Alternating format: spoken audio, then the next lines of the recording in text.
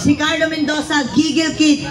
Pumunta po kami dito para suportahan ang Duterte at ang mga Pilipino at Pilipinas. Dahil kitang-kita namin, marami nang lumabas, marami na kami nakita, lahat ng kabataan na apektuhan na.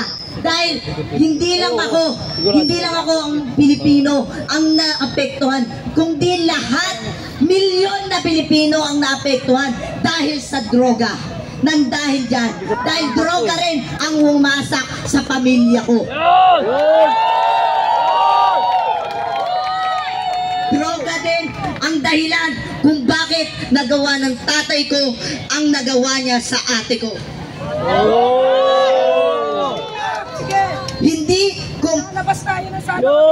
Hindi ko nahayaan na yung mga ginawa ni Marcos dahil sa droga na yan, siya ang pasimuno. Dahil alam namin ng mga kabataan at alam din namin na magsasalita sila kung ano na naman ang sasabihin nila. Nasasabihin nila, ginagamit kami mga kabataan para lang magpaingay. Hindi kami ginagamit at hindi kami papayag na magpagamit. Dahil kami, Pilipino rin kami, naiintindihan namin ang bawat nararamdaman ng kapwa namin Pilipino. Dahil sa ginawa mo, Marcos, nag-ingay na ang mga Pilipino, naggalit na. Di ba sinabi mo, nagbabaguhin mo Pilipinas? Di ba? Pero anong ginawa mo? Iisa-isahin natin. Dahil isa-isahin natin. Sige, yung bagyo na sunod-sunod na tumaan, na maraming namatay na Pilipino, marami ang nadisgrasya, nabaha, marami. Pero anong ginawa mo? Wala.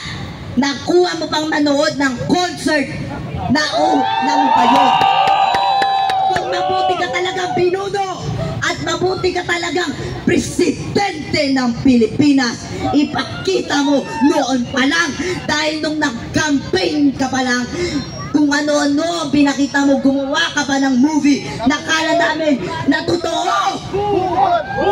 Pinutol mo kami. Niloko mo kami.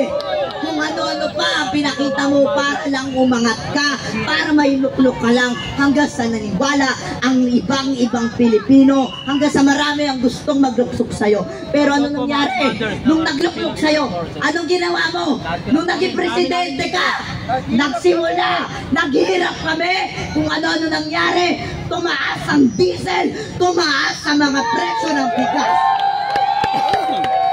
Kaya kami nagagalit sa'yo, lalo na kaming mga kabataan na umanga sa'yo, lalo na ako, na akala ko mapapabuti mo ang Pilipinas. Pero anong ginawa mo? Kundi nagdroga na lumagkanap sa buong Pilipinas. Kaya nananawagan ako sa'yo sa Republika ng Pilipinas, sa buong Pilipinas, sa Malacanang, na uulitin ko, mag-resign ka na! Mag-resign ka na! Mga kababayan kong Pilipino, sabay-sabay nating isigaw, mag-resign! Mag-resign! Mag-resign! Mag-resign! Mag-resign! Mga kababayan, sisigaw natin, Duterte! Duterte! Duterte! Duterte! Duterte! Kanila bigyan mo ng tubig. Ito na lang ang sasabihin ko sa iyo, Marcos. Lalo na sa Malacanang. Alam namin na akala mo kaming mga kabataan, porket kabataan ay kailangan asikasuhin ang mga pag-aaral. Alam namin yun. Alam namin yun. Pero bakit ganon naapektuhan di kami? Dahil bakit? Dahil kasama ang pamilya namin sa naapektuhan sa droga na yan. Kaya kaming mga kabataan, hanggat kaya namin lumaban, hanggat kaya namin dahil Pilipino rin kami, hindi kami matatakot sa'yo. Kahit marami ka pang ipadalang militar, dahil hindi kami malulupik ng kung sino man, dahil kami ay Pilipino din. Kaya wag kang magtaka kung bakit hanggang ngayon nagagalit sa'yo dahil katulad ng ginawa mo sa isang katulad naming mga Pilipino, lalo na mga kabataan, kung ano-ano na lang nangyari sa mga kabataan. Dahil doon sa nakatira kami, ay maraming mga nagdodroga, maraming kaming narinig na nag-aabutan ng droga, hanggang sa nalaman namin, hanggang sa nakita namin. At nung nalaman ko, pati Duterte, Sara, kinalaban mo, kaya kami nagalit sa'yo, dahil kami sumuporta rin sa'yo. Alam mo kung bakit nangyari sa ate ko? Alam mo kung anong nangyari? Dahil sa droga, ginahasa ang ate ko na nawala sa bisyo. Nandahil sa bisyo sa droga. Yun ang dahilan ng droga. Kaya bakit kami sa iyo naniniwala? Wala sa mga pinapadala mo na trolls kami? Trolls yung mga Pilipino? Pinabayaran? Hoy! Mahiya ka naman sa balat mo! Hindi kami bayaran! Hindi kami bayad! Hindi kami bayad! Hindi kami bayad! Hindi kami bayad! Hindi kami bangag! Kaya nananawagan pala ako sa mga Pilipino na nananatili sa bahay. Mahiya naman si Marcos. Kahit ano pang panakot sa atin, huwag kayong mag-alala. Suportado kayo na buong Pilipino. Lumabas na kayo, mga kapwa namin Pilipino, lalo na mga magulang nyo. Huwag kayong matakot na akala nyo mapapahama ka mga anak nyo. Kami bahala, lalo na ako magpapatunay. Ako magpapatunay sa inyo na kami ang susuporta sa'yo, lalo na ako. Ikaw bata ka, nanonood ka. Alam ko nanonood ka dahil maraming lumaganap na social media. Alam namin kung bakit kami galit. Dahil hindi namin din gusto gawin to. Pero dahil sa ginawa mo, dahil sa ginawa mong meeting, kung ano-ano, alam mo, nagalit na sa'yo. Umpisa pa lang, nagagalit na sa'yo. Hinintay lang namin na bumawi ka sa dulo. Pero anong ginagawa mo? Wala, hanggang sa nagalit na. Hindi ba sabi mo, tigre ka? O sige, nananawagan ako sa'yo. Pumunta ka, magpakita ka sa buong Pilipinas. Para na sa ganun, kung tigre ka talaga, ipakita mo sa amin. Dahil nalaman namin na talagang tigre ka. Dahil nilamon mo kami. Pero hindi kami magpapalamon sa'yo ng buong buo. Dahil kaming mga Pilipino, marami na kaming napagdaanan. Dahil kami isang matatag na Pilipino. Kami ay babangon na kasama si Inday Sara Duterte.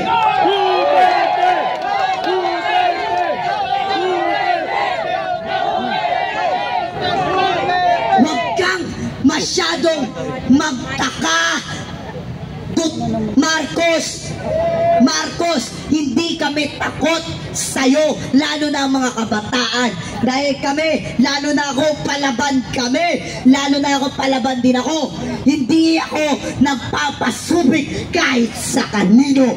Ako ang isang Pilipino, lalo na ang mga kasama ko, kapwa Pilipino na naghihirap din sa Saudi. Minsan yung iba, nag-uuwian pa para lang magpadala sa pamilya nila. Pero nung napahamak yung pamilya nila, hindi mo ba nakikita na naghihirap din ang mga Pilipino na sa ibang bansa? Hindi mo ba alam yun? Hayop, grabe ka talaga. Duwag ka. Okay, maraming salamat po sa lahat na nandito. Kami po ang Star Image Fam. Kasama po namin ang mga anak-anakan sa namin si Majo at si Carlo. Hindi po namin sila pinalaki ng ganito. Nasa amin na sila ng 6 years. Simula nung lumalabas sila sa TV, nag-viral sila, hindi po ganito ang pagpapalaki namin. Pero kaya kami nandito sa EDSA ngayon, nilaan talaga namin yung oras namin dito. Kasi si Carlo gusto niyang ihatid yung news sa buhay niya na ang ate niya ay ginahasa ng tatay niya. Yun po ang totoo. Hanggang ngayon nasa ng tatay mo? Nasa kulungan. Dahil sa droga yan. Yun po ang totoo, kaya kami nandito dahil sa kagustuhan ng batang si Carlo. Hindi po siya ginagamit, hindi po kami bayad, nandito kami para sa pagmamahal sa bayan. Ngayon lang nangyari sa atin to, di ba? Opo, tama po yun. Kung may marami sa amin nakakakilala, lalo na kay Carlo na nagsalita kanina, siya po yung anak-anakan ni Vice Ganda, na batang makulit noon, na laging kasama ni Vice sa mga pelikula niya. Kahit si Madjo, ayan si You Don't Know Girl, si Madjo, wala pong pumilit sa amin dito, hindi po namin sila tinuruan, bagkos sila pa ang nagpumilit sa amin na pumunta dito dahil naaawa na sila sa Pilipinas. Dahil sa murang edad nila gusto na lang ipaglaban ang Pilipinas. Sa mga kapwa naming influencers na siguro ngayon tinatawanan lang kami dahil lahat sila kampe sa gobyerno dahil may nahihita sila. Meron silang nakukuhang talent fee bawat imbita sa kanila ng gobyerno. May bayad sila dahil influencer sila, mga artista sila, may talent fee sila. Kami wala. Nagpunta kami dito ng buong puso. Gusto namin ipaglaban ang tunay na nagmamahal sa Pilipinas. Walang iba kundi si VP Sara Duterte.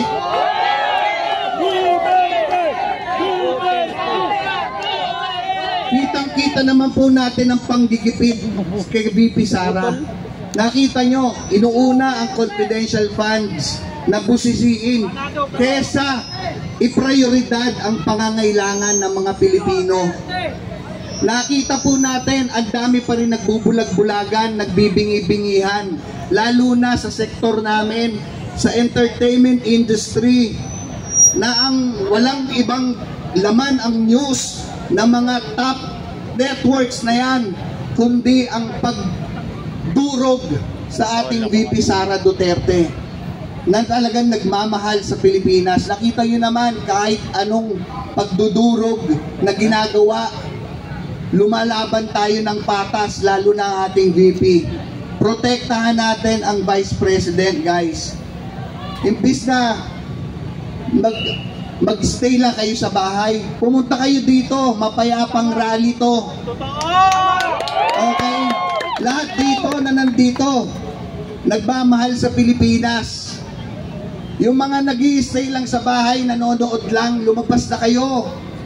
Wala dyan sa pagpindot nyo ang tamang laban, ang totoong laban. Nandito yan, kasama namin. Lumabas na kayo, ano pang hinihintay nyo? Ginagago na tayo. Kinakamkam na ang pera ng bayan. Nagbubulag-bulaga pa rin ba tayo? Okay, lahat dito walang bayad. Sinasabi nila may pinapapirma daw para bayaran. Meron ba? Wala! Walang bayaran dito. Lahat dito nagmamahal ng tunay sa Pilipinas. Andito kami dahil kay Carlo, dahil ang kapatid niya nirape ng tatay niya. Kaya kami nandito. Diba? Dahil sa droga. Dahil sa bawal na droga na yan. Kaya kami nandito, wala sa amin nagbayad, wala kaming pakialam. Kung mawalan kami ng trabaho, wala sa amin kumuhang mga bookings o mga events ng mga local government na kampe sa pamahalaan na yan. Wala kaming pakialam. Ang pakialam namin, magbago na tayo dito sa pamahalaan. Ibahin na natin ang sistema. Kung dapat bumaba sa pwesto, bumaba. Mahiya kayo sa mga Pilipino. Pera namin yan, hindi nyo pera yan. Tama. Ganon ang ginagawa namin ngayon. Kaya wag kang magtaka na, Marcos. Nauwawak eh. Ayan. Basta, nandito kami para rin supportan si Vice President Sara Duterte. Inuuna mo pang pabagsakin si Sara Duterte. Hoy! Hindi ka magtatagumpay. Hindi ka magtatagumpay. Kaming mga Pilipino, kahit mahirap kami, kahit mahirap kami, hindi mo maloloko ang mga Pilipino, lalo't namulat na kami. Lalo na kami. Dahil nakita namin na kung ano-anong ginagawa mo kay Sara Duterte. Marcos, mag-resign ka na. Kung hindi mo kayang panindigan ang pagiging presidente mo. Lalo't hindi mo naman talaga nagawa, kundi kinamkam mo lang ang pera ng kaban ng Pilipinas. Kaya wag kang magtago. Wag kang magtago sa mga militar mo. Huwag ka magtago sa mga milyon mong pera sa Malacanang. Dahil kami, kapag nagalit ng todo ang mga Pilipino, baka dyan sa Malacanang umabot ang galit namin. Maraming salamat po. Maraming salamat sa lahat. God bless sa lahat po. Maraming salamat.